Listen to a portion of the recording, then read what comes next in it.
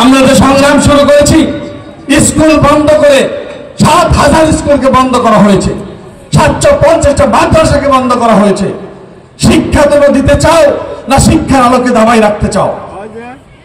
আমরা এটাও জানি প্রাইভেট শিক্ষার ক্ষেত্রে তোমরা যথেষ্ট অগ্রণী। প্রাইভেট শিক্ষার স্কুল থেকে, ড্রিম ভ্যালি নাকি স্কুল থেকে চাঁদা করে ইলেকশন খেলা হয়, সে খবর আমার কাছে আসতেছে। আমি চাইতেছি সেই সমস্ত খবর আমার কাছে আসুক।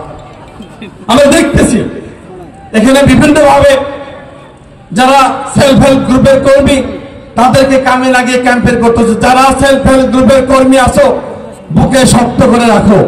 কোন জায়গায় যদি ভোট চাওয়ার প্রমাণ পাই, তারপরে তা বুঝবে আমিনুল ইসলাম কি জিনিস, তোমরা বুঝে উঠবে। তারা বলে যারা ইউটিউবকে ভোট দেবে তারা 10,000 টাকার যেটা সেলফ হেল্প গ্রুপে তা দেবে না। এটা কারো বাপের টাকা নয়, এটা আসামের প্রত্যেকটা গরিব জনসাধারণের ট্যাক্সের পয়সা। কারো অধিকার এখানে থাকবে না, দাবি ধমকি রাখলে চলবে না। আমরা মানকাচরবাসী মানুষ, মানকাচর যথেষ্ট অশান্ত করা হয়েছিল। মানকাচর দিনে গুন্ডাগার্দি হয়েছিল, সাউথ ইন্ডিয়ান সিনেমার কায়দাকে হত্যাকাণ্ড হয়েছিল। আজকে সেটাকে কন্ট্রোল করা হয়েছে, এখানে বরদাস্ত করা হবে না। হাটসিংমারি নতুন করে গুন্ডাগার্দির সূচনা শুরু করা হতেছে। রাজনৈতিক ভাবে ব্যক্তিগত আমি কার শত্রু নয়, সেও আমার শত্রু নয়।